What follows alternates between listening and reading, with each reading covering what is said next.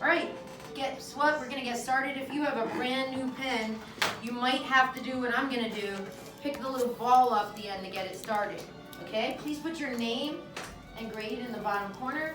And what we're going to do today is we're looking at the job. Who can raise your hand and answer this question? What is the job where you get paid money to draw pictures and design houses? Yes? Architect is that job. Can we all say architecture? Architecture. We've been looking at the art of practice or designing, and then construction workers work to construct buildings.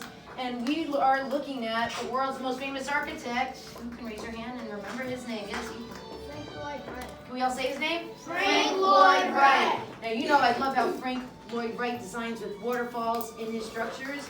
And then to show inspiration, you can bring in a picture of anywhere you've been. Remember, these are pictures to give you an idea of Italy that my mom sent me. This is a dome and a cross.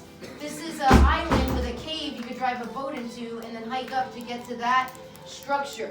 So think about, and this is your job now as an architect. Remember how you add trees to it? You could add a pumpkin or a dog in the foreground to do something you're good at. Think about what you're going to do. I know you guys showed inspiration by the Disney castle. So that's going to be what we look at, things you're interested in.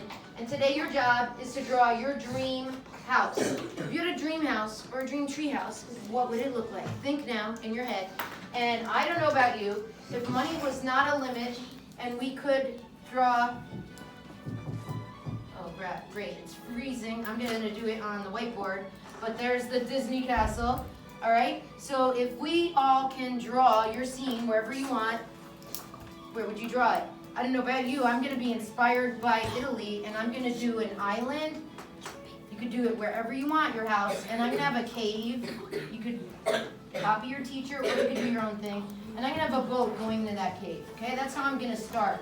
So first is the scene. Where are you going to put your house or your tree house or your dream house? So first, draw where it's going to be, or just a horizon line. Maybe you have a beach house like some of our friends are going to do. What I'm going to teach you today is called gesture drawing. Can you say gesture drawing? Gesture drawing. With your black pen, since we're in pen, we already tried tone with pencil, we're going to do this type of wiggly line. And if you could join me on your rocks, do some wiggly lines that show texture. Can you say texture? Texture. Now don't go out of the lines, but to show the rock formation has bumps and structure. This is called gesture drawing, and that's why we're doing shading and tone today with pen. And my job as your art teacher is to teach you what I showed you in tone, going from darker to lighter, like I'm going to do my cave here, using pen. Yes?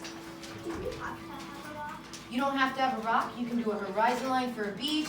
You can do a line with trees for a wooded area, and I'm going to do an island here like I saw when I was on my cruise to Alaska last year, where we have just more of a hard woods.